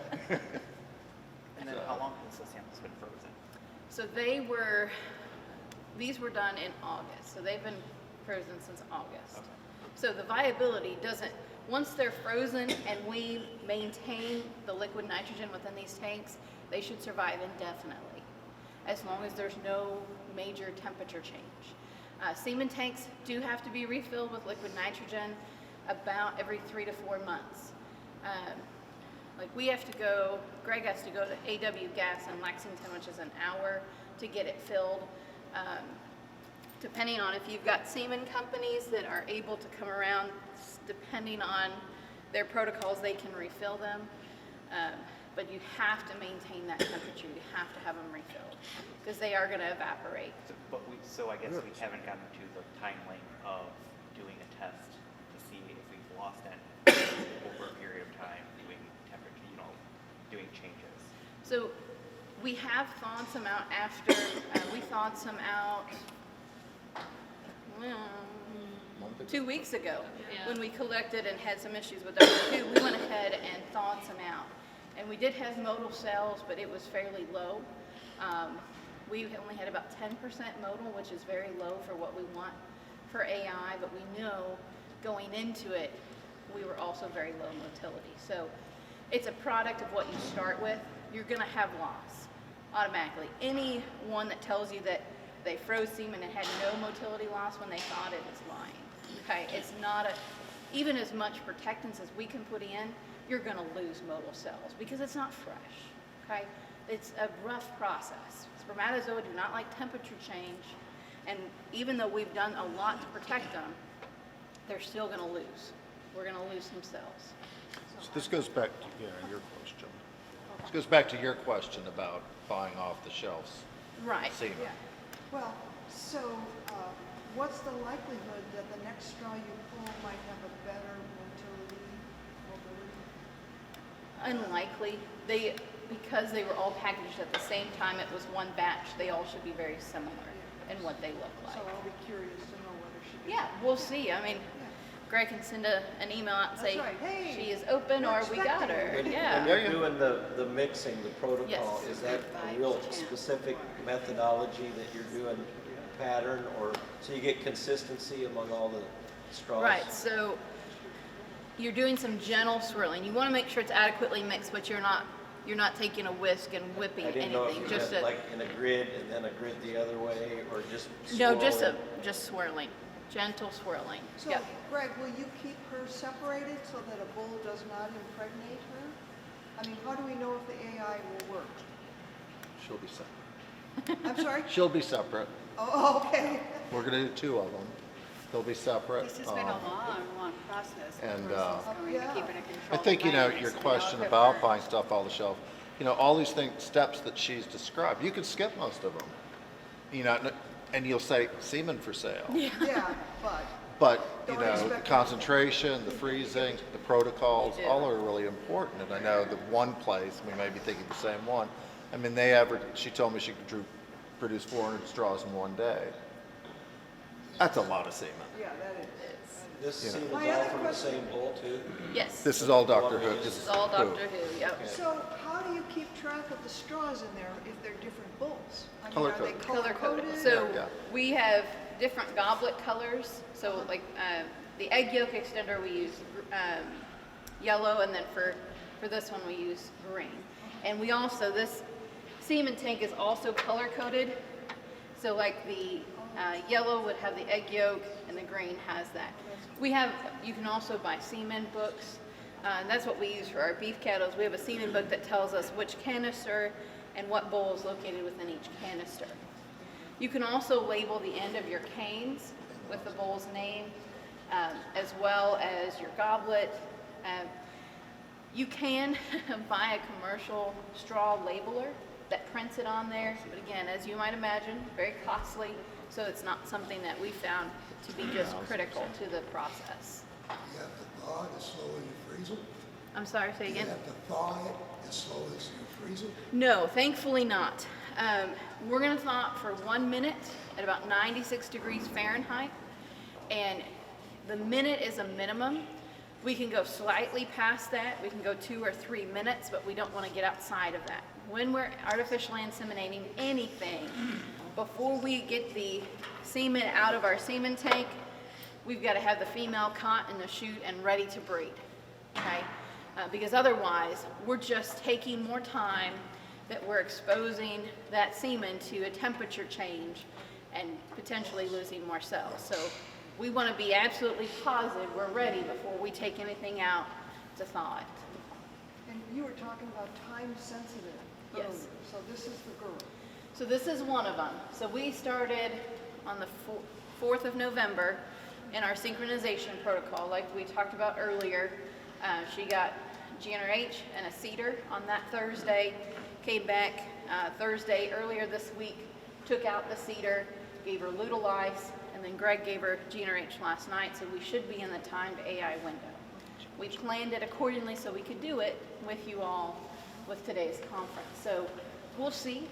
Greg said she's acting a little bit atypical, Moody. so maybe that's a sign we were successful. We won't really know until we see how toned up she is within her reproductive tract. And I just had a long talk with her. Oh, okay. Better happen, girl. So we'll see. Again, this is trial and error, because with the exception of the one farm in Montana that has said they've been doing this for a while, there's no other proof that it has been. Unfortunately, they were very unwilling to talk about it with us. So, It's nothing new. yes, I tried to reach out thinking, oh, they might share tidbits. No, unfortunately not. So they thought we were going to steal their idea. No, we just want to make this available for more people, because this is one way to grow your all's yak industry, Right. and improve your all's genetic diversity. So And part of this is being paid for by the USDA. We got a sustainable agriculture grant for the southern region. So all of this is public knowledge. yeah. Yeah. You know? So that's, and it has to be, so no one can say, no. It's all public knowledge. We want you all to be successful and be able to try this. Sir? What specifically is different from the procedure you just talked about versus a standard cattle procedure? For the process of artificial insemination, there's not really anything that's that different in terms of actually going in the cow to breed her. It's very similar. But the extender and that The sort of thing. extender, yes. And the freezing process, that's Yes, the that trick. is, the recipe, the extender have all been tested on yaks and have been successful in yaks. So And it has been successful. India's got it, they say Yes. about 80% success Really? with the egg yolk. So they know how to do it, right. you know, and the question is, as she said, please give us the whole story at the Yeah. same time, you Give us know? the And once we partial get story. that, then, you know, hopefully we can mimic that one as well as the French extender. Right. Have you run across any articles on, in China or wherever, that they're super ovulating to get more than one conception, so get more embryos? Not that I've seen. Most of it's been fairly limited to the estrous synchronization and timed AI right now. That would be the next. That could be the next step, absolutely, Down the is road. to go and get our foot in the water for embryo transfer. When But, you super ovulate, you AI right, to use to do that. So Yeah. you'd want your AI protocol real sharp. yeah. And you Get gotta have this semen down, straws. then you could go to that, make that leap next. Right, once we felt like we were very successful in this avenue, yes, that You're could be the hoping just next. for one conception today? Well, two, we're actually gonna AI two. Oh, So but I we- mean per animal. Yes, yes, we're hoping for a conception today as a result. And this opens up all kinds of possibilities, like you said, the embryo Yeah, I know this could be business, but for way down the road. beef industry to be able to hybridize a herd Yeah. instantly, basically, and increase perhaps their meat value and so on, you know, it gives all kinds of possibilities to a lot of people, and that's kind of what we want.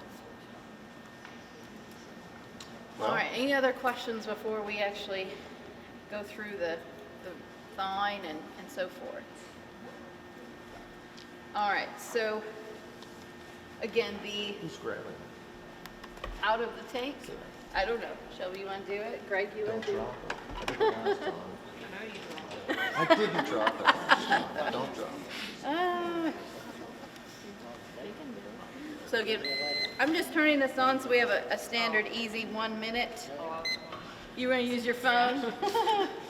Sure, that's fine. So we basically bought a standard AI kit with the AI gun, tweezers that have a specific groove, okay, to hold the semen straw, so when we go to take it out of the tank. The sheath here, okay, for the AI rod that we'll put on there following, once we cut the straw. This is a little handy dandy straw cutter. You just put your straw in that bottom hole and click the top and it cuts off the top since they were sealed. So where do you want to set the straw?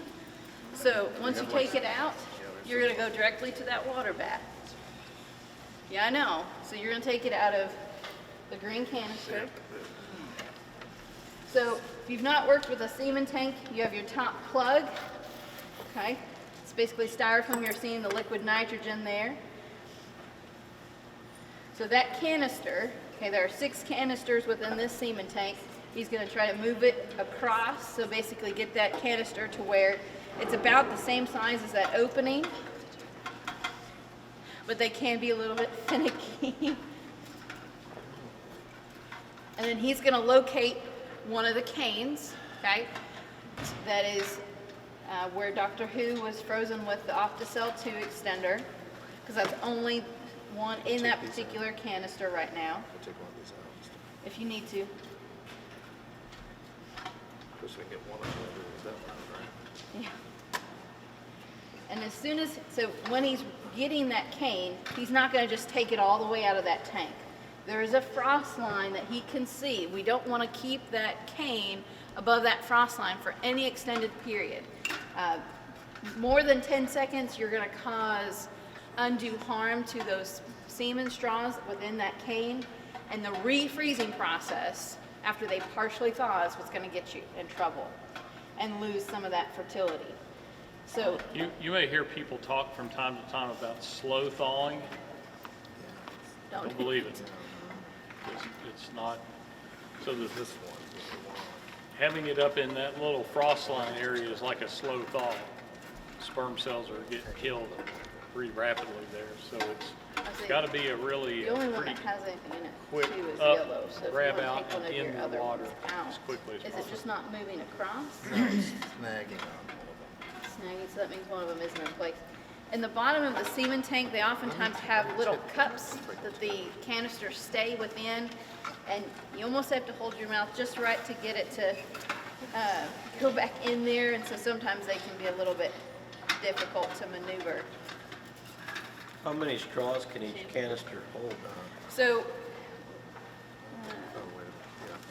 each one of these canes can hold 5 straws on the bottom and 5 straws on top, so a 10 per cane, and you can normally get 8 to 10 canes within each canister. So it holds, you could easily hold 500 straws. The bigger your semen tank too, the less you have to fill it up. Yep. So if you say, well, I'm going to buy a less expensive small tank, that's fine, but you better be prepared to fill it quite often. Yep, just drain it. I got it. Just one. Yep. It is. So once it comes out of our water bath, okay, we're going to protect it. One that Dr. drops Pete, it in the you dirt, wanna- yeah. Yeah, that'd be me. It crossed my mind. You mentioned when you plugged it, when you filled them, that's just the one end then? The other end? The is other end filled? has a cotton plug already, so one end is only open. Kind of when you sucks it buy up to the. So the air can go through that plug, but Yeah. nothing else? Correct.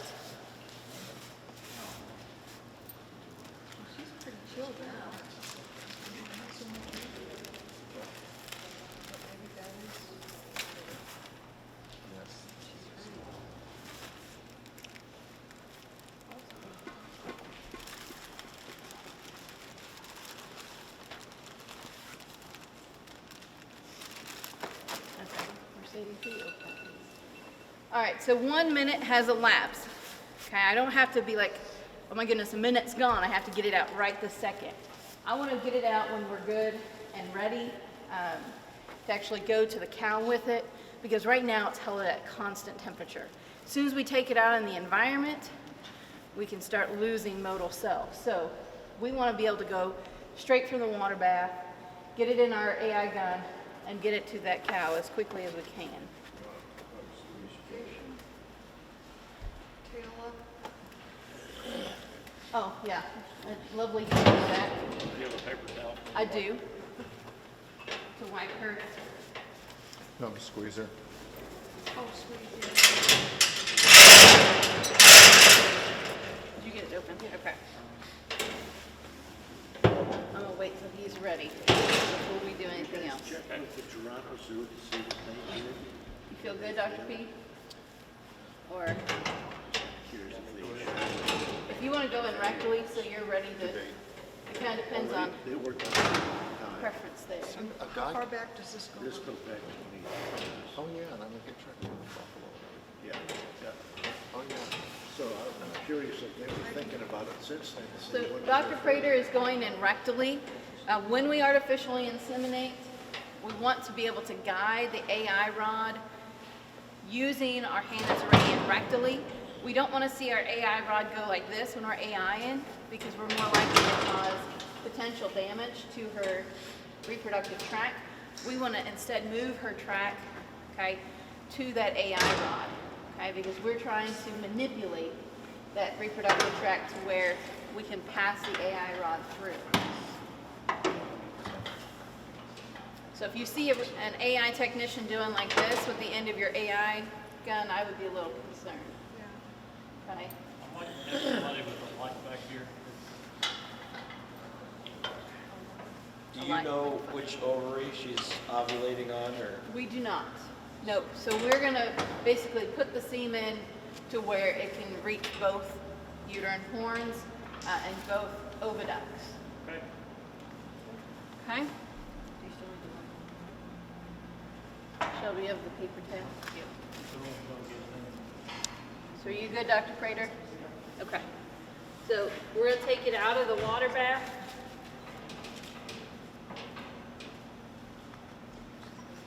I want to dry it, but I'm covering it with this paper towel because I want to make sure I protect it from light. I'm going to then, hold this please, load it into the AI gun. Got to pull the plunger out. I need the cutter.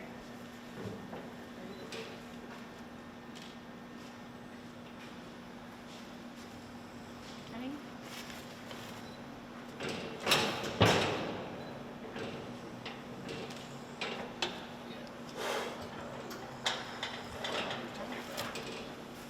The blue tip end goes over first and then slides down here to the base where it gets hooked on there. I'm going to still cover this end up until I give it to Dr. Prater. Again, we could have heat mops. Dr. Prater, you ready? As soon as he gets it to that correct location, the plunger that I pulled out to accommodate the straw will be plunged and basically will push out the semen that was within the straw.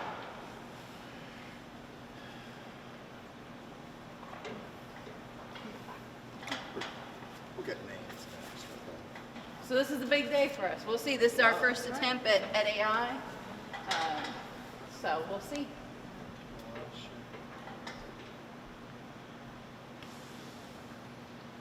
Well, I'll tell you, that's really good because the cervix has 3 rings to it. And the problem with AIing any bovine is that the rings, the cervical rings are perpendicular to this. So I have to go in and I have to work over the rings until I get in the uterus. You have to deposit the semen in the uterus. You're going to have much less success if you're just squirting it in the cervix. It's not going to work as well, if at all. So I have to go up ring, up ring, up ring, and then in. And usually if they're not in heat, it is extremely difficult to pass this rod. And it fell in. Awesome. So the good thing, I feel like that's a nice thing because the synchronization, so I should have shut up because the next one will probably take me half an hour. If one you went in had pretty good. ultrasound and could tell where she was ovulating, Yeah, we would talked. you try to go? Yeah, you know, we actually talked about that. You could see, you could put the ultrasound in and see if she had a really nice follicle, which would be okay. Just more stress on her to be in there. But we also talked about, because my arm's not big, but it's not really small either. She relaxed pretty well to let me in. We did kind of talk about ultrasound guided.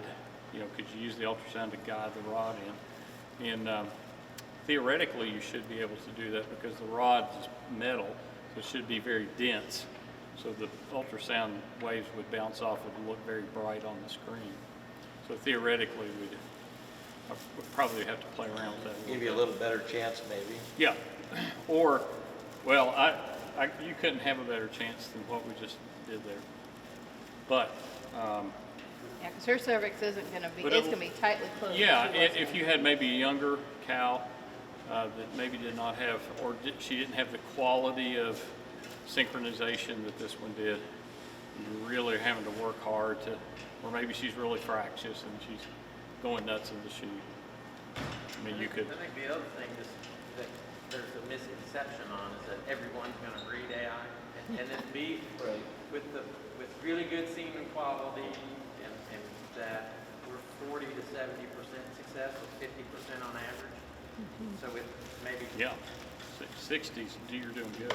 Yeah. So I mean, for timed AI. If we would get one of these two, oh man, it'd be fantastic. Yeah. Absolutely. You don't see the smile on your face already. Hey, she's in heat, and that was the first time we synchronized any girl. So that's a positive. Any step that we can make, even if it's a baby step, we'll take it because it's a learning process for us. There's so many complicated steps. Oh sure, I sure. guess so. She ready to come out? We got one more lady to see if it worked on. Get down there. She was kind of not too happy coming into the chute. And that's not her normal way of behaving. So does that kind of indicate that To me, it does, because a lot of times estrus females, when they're receptive, their hormones are driving their activity. They're just abnormal. So for us to see that, I was like, maybe that's indicative. Yeah, hopefully. We'll get everything moved. Get her like in a certain way.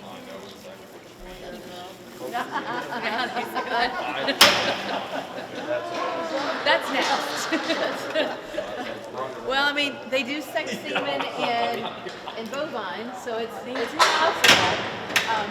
I don't know that they've done anything so far. No, it's done based on the density. So I don't know that they've done anything with that so far in yaks. So that could be also an avenue to explore once we're able to make this more standardized. Just make sure it works, period. Works. Yes, absolutely.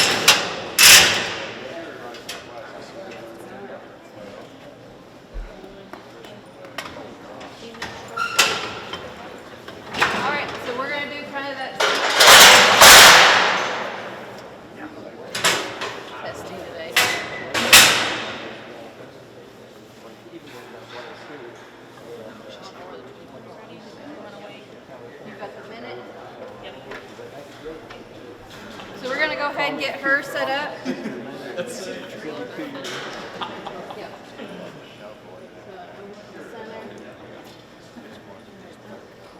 think I fixed it now. Yeah, you should be able to.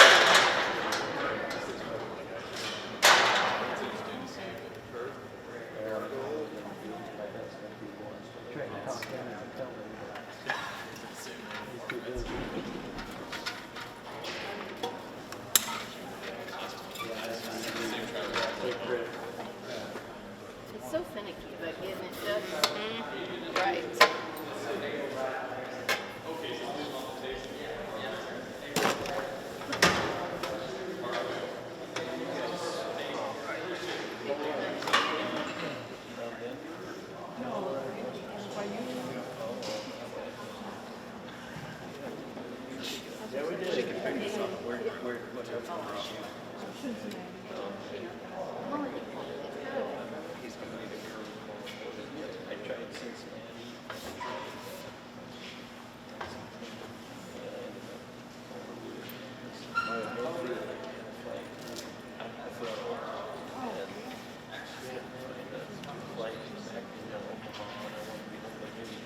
Nate, do you want to do her tail jack again for us? Please, thank you. Yeah, let's try the same thing so we don't lose our, we got a mojo. We're good to go. Good to go in a minute? All right, so I'm going to make sure Dr. Prater gets in first. Did you get the sorter? Yeah. Mm-hmm. Yeah, Mercedes got this one.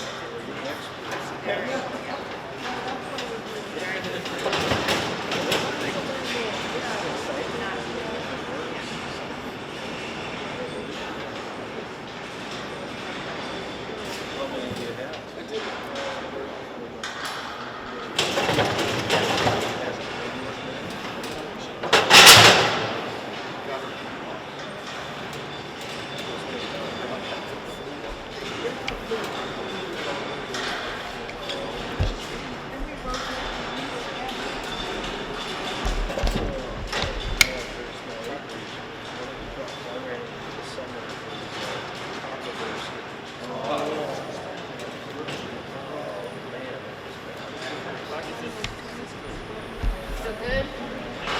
Okay.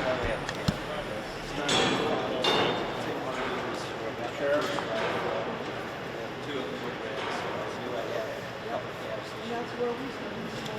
She's a gal from Woodway, she was registered IAC.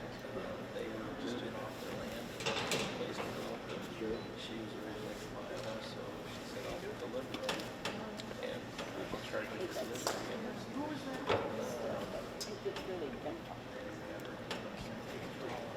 Yeah. Young gal, she's having a baby too. I kind of felt sorry for her. I think they needed the money. It was southwest of Denver. All right, that's pretty good. You ready? Oh, yeah.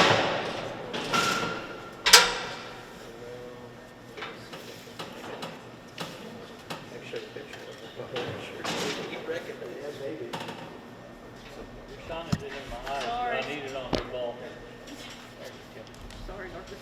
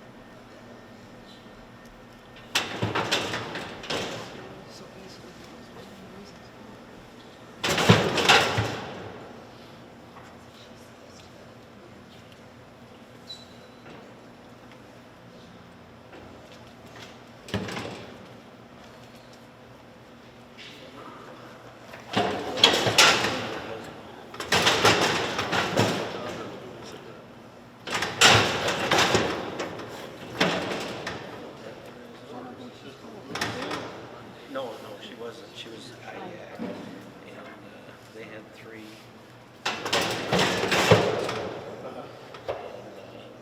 They had never been exposed to bull. That's about the right age. They can, start breeding. So I immediately, except for this one, Sorry, I just don't want to I forget. took her to the Iowa State Fair. They have an avenue of breeds, so they showcased every animal there. So she went, and she's all three are now.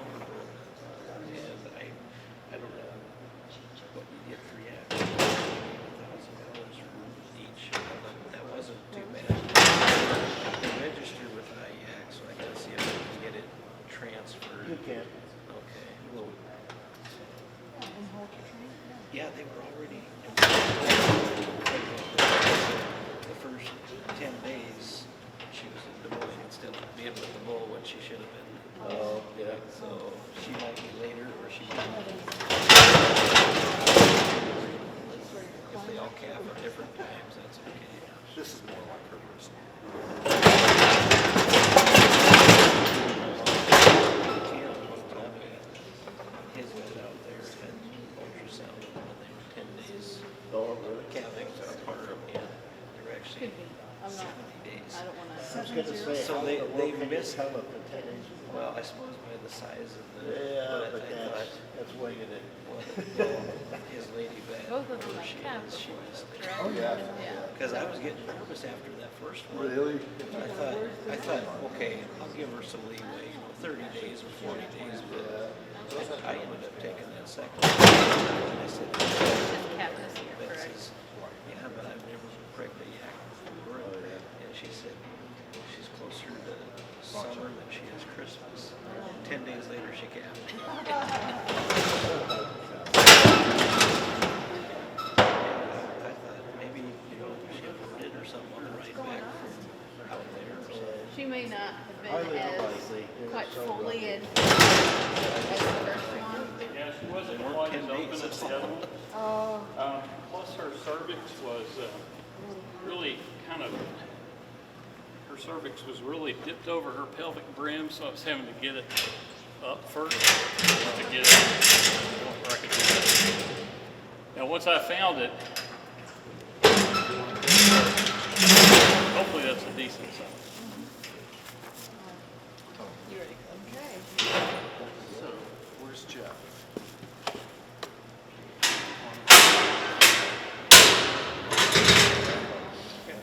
Questions about the process?